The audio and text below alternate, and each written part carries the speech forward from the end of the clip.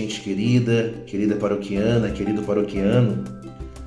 Iniciamos o mês de setembro, este mês tão sugestivo para a Igreja no Brasil, que nos convida a cada ano a refletirmos sobre a centralidade da Palavra de Deus transmitida a nós nas Sagradas Escrituras.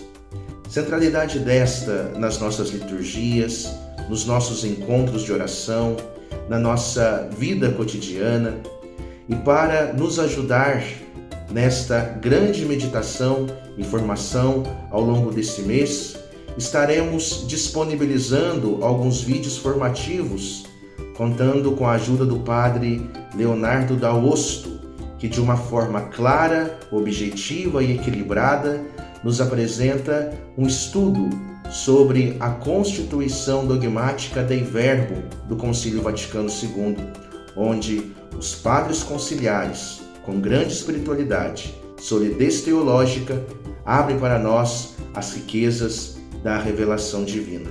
Desejo que cada vídeo que você estiver em contato seja uma oportunidade de se formarem nesta vida de comunidade, onde nós somos convidados a todo momento a escutar a palavra, para que em nossa palavra humana a palavra divina seja traduzida de um jeito certo. Forte abraço, Deus abençoe a todos vocês.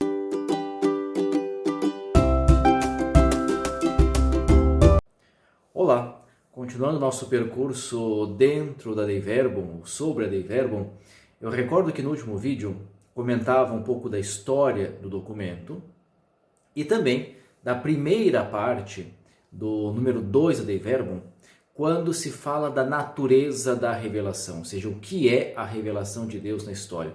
E eu comentava que a Dei Verbum nos ajuda a entender que a revelação, ou seja, essa manifestação de Deus na história, a partir do Concílio Vaticano II, é vista como uma autocomunicação de Deus, como um diálogo que Deus estabelece conosco, com o ser humano dentro da história, dentro do contexto histórico.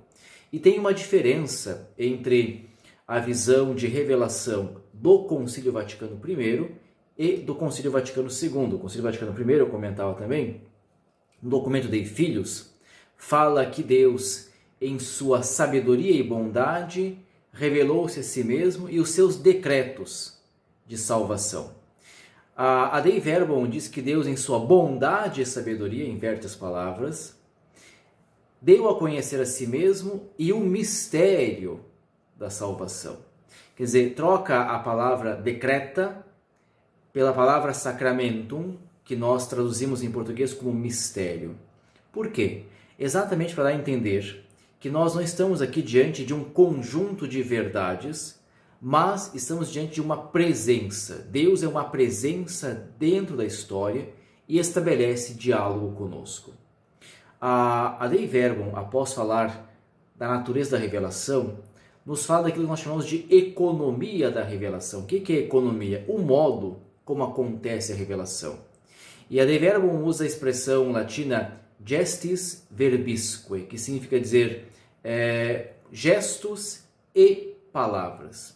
A revelação de Deus não é uma transmissão de verdades abstratas, de ideias. A revelação de Deus, por ser histórica, ela acontece dentro da história, em gestos e em palavras. Então, para facilitar mais, como é que Deus se revela? Olhamos para Jesus. Jesus curava, nós vemos os gestos de Jesus de cura, mas Jesus também ensinava. Basta pensar, por exemplo, as bem-aventuranças.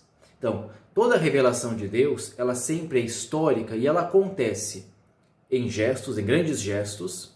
Pensemos aqui o Antigo Testamento, a libertação do povo de Israel do Egito, e em palavras, os mandamentos, a lei de Deus. Então, toda a revelação se dá nesse sentido, por palavras e gestos, ou gestos e palavras.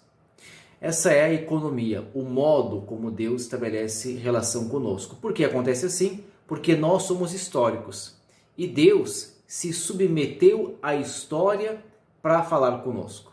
Quer dizer, Deus desce à nossa realidade para poder estabelecer diálogo conosco. E aqui a Dei Verbum, depois de dizer isso, continua nos ajudando a entender que Deus exerce uma pedagogia na revelação. O que significa dizer uma pedagogia? Que Deus vai se manifestando e dando-se a conhecer e dando a conhecer o seu projeto de salvação de acordo com as capacidades que nós temos ao longo da história. E aí se fala, por exemplo, do Antigo Testamento como preparação para o encontro com Jesus. Todo o Antigo Testamento aponta para Jesus, mas é Jesus que diz o sentido real do Antigo Testamento. Então, quando a gente olha o Antigo Testamento e encontra ali imagens de Deus que não são claras, às vezes de um Deus que pune, de um Deus que castiga, de um Deus que é ciumento, de um Deus que tem raiva, o que nós encontramos ali?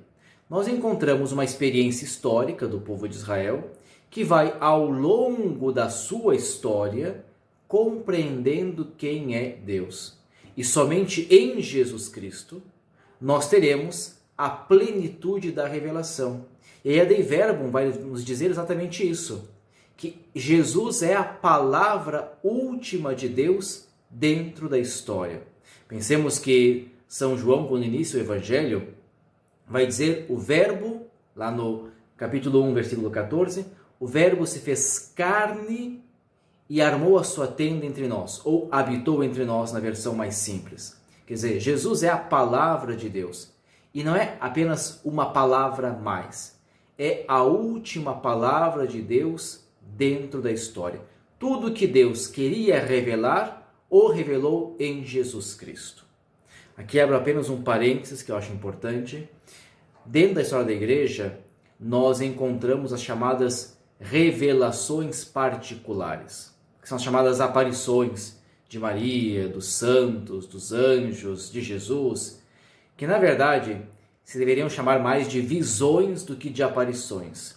Uma aparição todo mundo vê, uma visão alguns têm ou alguém teve.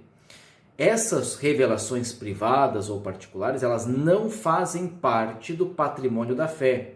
Elas não fazem parte da revelação pública.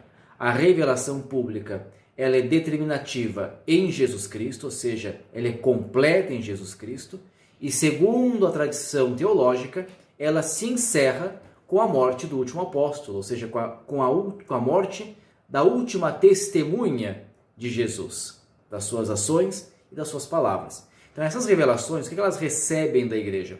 Uma permissão de culto, ou seja, a igreja diz que aquela experiência mística feita por um santo, por um vidente, enfim, não contradiz a fé católica.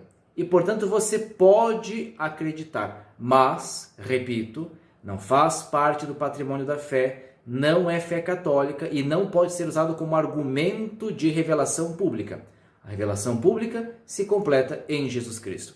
Ele é a última e definitiva palavra de Deus dentro da nossa história.